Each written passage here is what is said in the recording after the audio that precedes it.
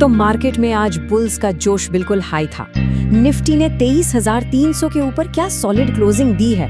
लेकिन असली सवाल तो यह है कि कल क्या। चलिए आइए कल के लिए पूरा गेम प्लान ब्रेक डाउन करते हैं।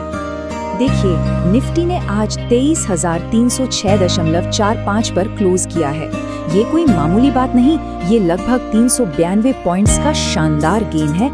मतलब एक बहुत ही मजबूत रिलीफ रैली का क्लियर कट सिग्नल। अब जो चीज सच में इंटरेस्टिंग है वो ये है कि बैंक निफ्टी ने तो निफ्टी को भी पीछे छोड़ दिया। जहां निफ्टी 1.72% ऊपर था, वहीं बैंक निफ्टी 2.10% के एग्रेसिव गेन के साथ बंद हुआ। ऐसा लग रहा था जैसे कोई बैरिकेड स्टाइल ब्रेकआउट अटेम्प्ट हो रहा हो। बुल्स का कॉन्फिडेंस साफ दिख रहा था।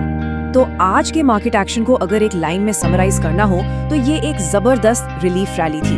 मोमेंटम पूरी तरह से बुल्स के फेवर में था। आज के इस रिस्क ऑन मोड के पीछे 3 बड़े कारण थे। ग्लोबल मार्केट से पॉजिटिव संकेत, कच्चे तेल की कीमतों में नरमी और हाँ, FII, DII की तरफ से भी अच्छी खरीदारी आई। लेकिन एक वार्निंग भी है। इंडिया विक्स अभी भी 24 के आसपास है, जिसका मतलब है वॉलेटिलिटी कहीं गई नहीं है।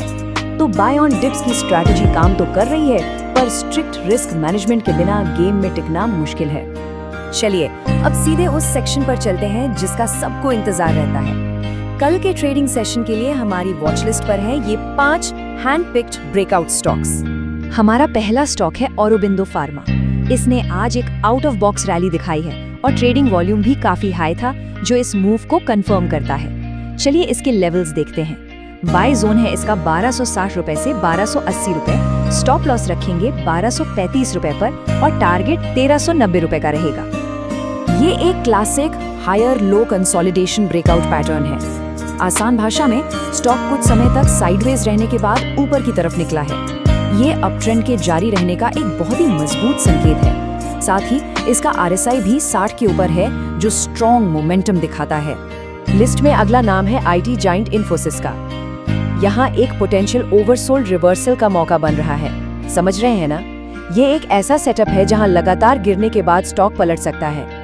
इसका बाय जोन 1420 से 1440 के बीच है। स्टॉप लॉस 1390 पर और टारगेट 1550 का है। इस सेटअप को कहते हैं बुलिश RSI डाइवर्जेंस।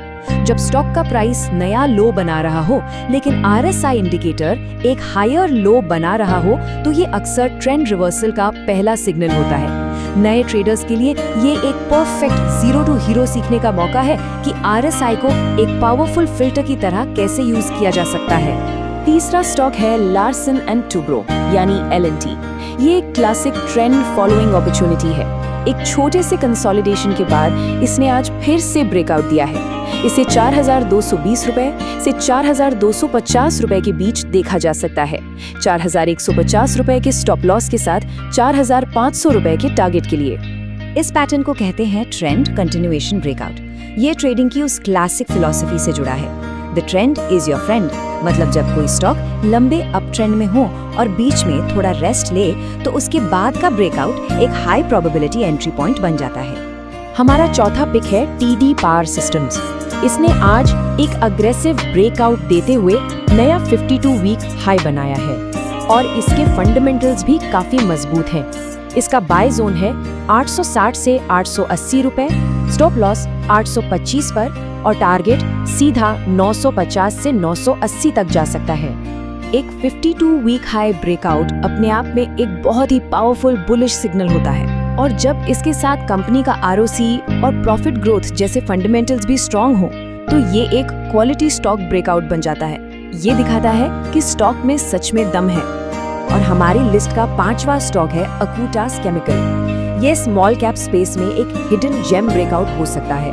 हाल ही में इसके वॉल्यूम में जो उछाल आया है ना, वो बायर्स की दिलचस्पी साफ दिखा रहा है। इसे 2430 रुपए से 2460 रुपए के बीच देखा जा सकता है। स्टॉप लॉस 2470 रुपए पर और टारगेट 2650 रुपए से 2750 तक का। ये एक consolidation breakout with volume spike का परफेक्ट एग्जाम्पल है। जब कोई स्टॉक एक रेंज तोड़ता है और साथ में ट्रेडिंग वॉल्यूम भी बढ़ता है, तो ये बायर्स का मजबूत कन्विक्शन दिखाता है। लेकिन याद रहे, ऐसे स्मॉल कैप स्टॉक्स में रिस्क मैनेजमेंट एक्स्ट्रा टाइट रखना बहुत जरूरी है।